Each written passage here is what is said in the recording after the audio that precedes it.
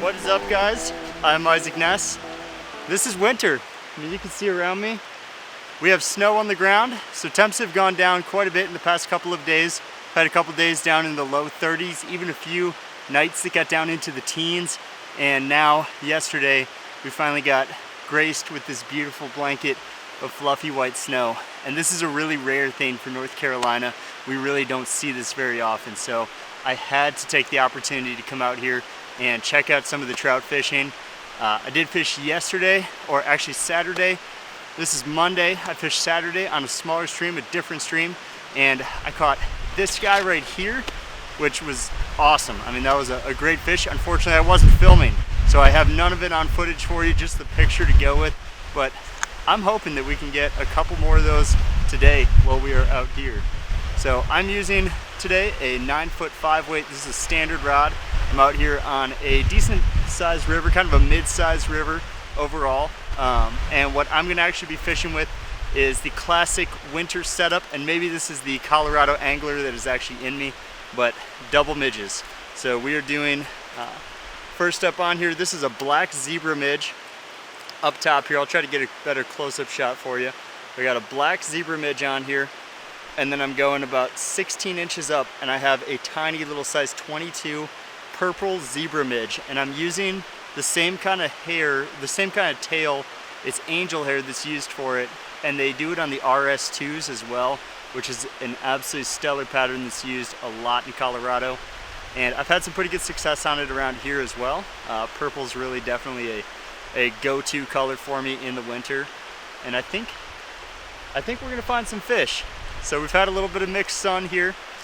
Temps have gotten up a little bit. There is a little bit of melting going on with the snow. I would not mind that at all if it would just get a little bit warmer and knock up that water level a little bit. It's pretty clear right now. So without further ado, let's get fishing.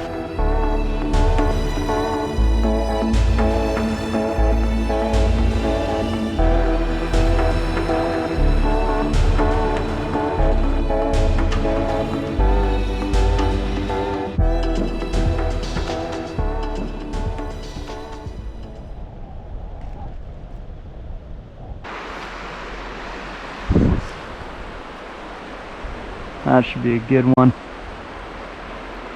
Kind of came over a little bit. We'll try that one.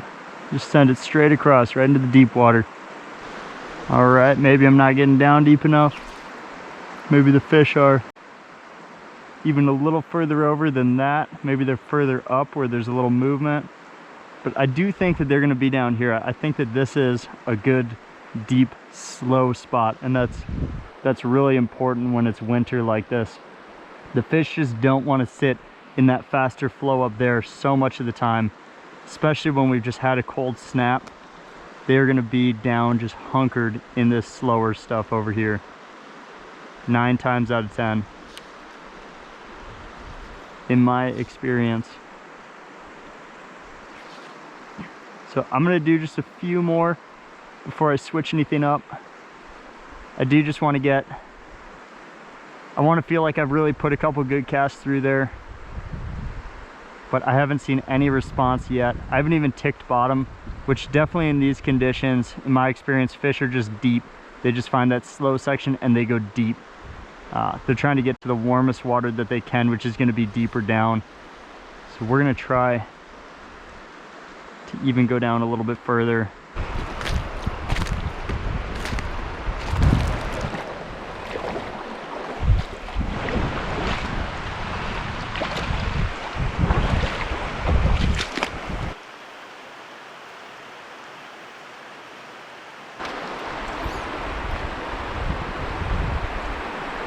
Alright guys, I hit that one pretty good for a while. I saw a couple fish in there, and I just don't know if they're not feeding right now because of how cold it is, or honestly if I did break this ice shelf free, and I think that kind of moved a few of them around, and I'm not sure if they are feeding really naturally right now, if they're just kind of hunkering down because they're freaked out from that ice sheet moving.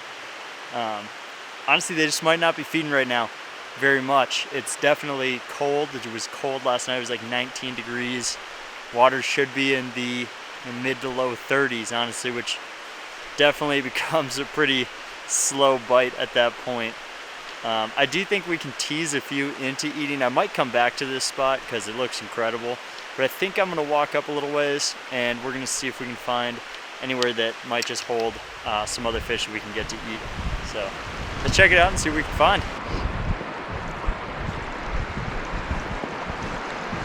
All right, I'm on a pretty decent spot here. I just walked up from that last pool and there's a nice slow pool here. It's shallow though. I mean, it really is pretty shallow. I saw a trout in here and I am gonna see if maybe he is not alone.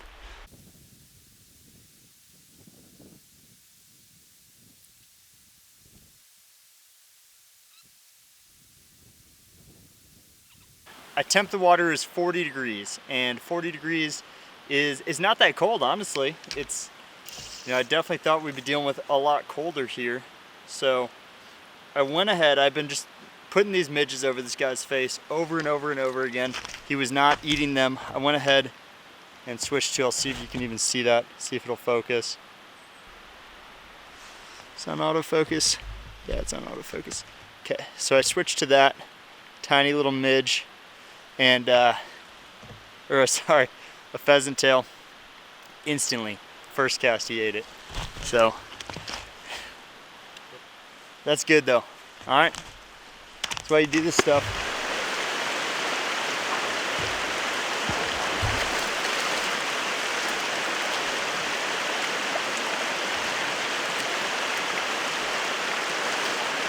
All right. Well, that took way too long. We've been out here almost 2 hours, but we got one. Finally. Quick little look. Beauty.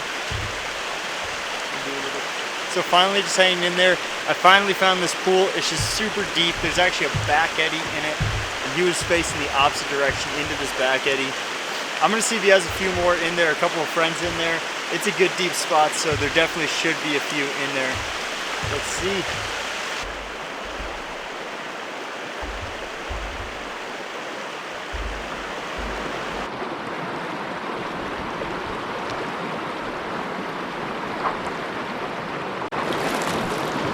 There we go.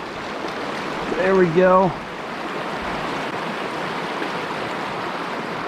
Don't want to fight this one too hard. Beauty. Oh man, look at that. We are hooked up. And this is a brown trout. Beauty. All right, buddy. Come on. Yes!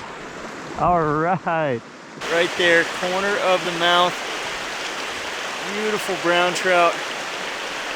That's a nice fish. Fisher tape on him. Got about 14 inches on that one. There it is. All right. See you later, buddy.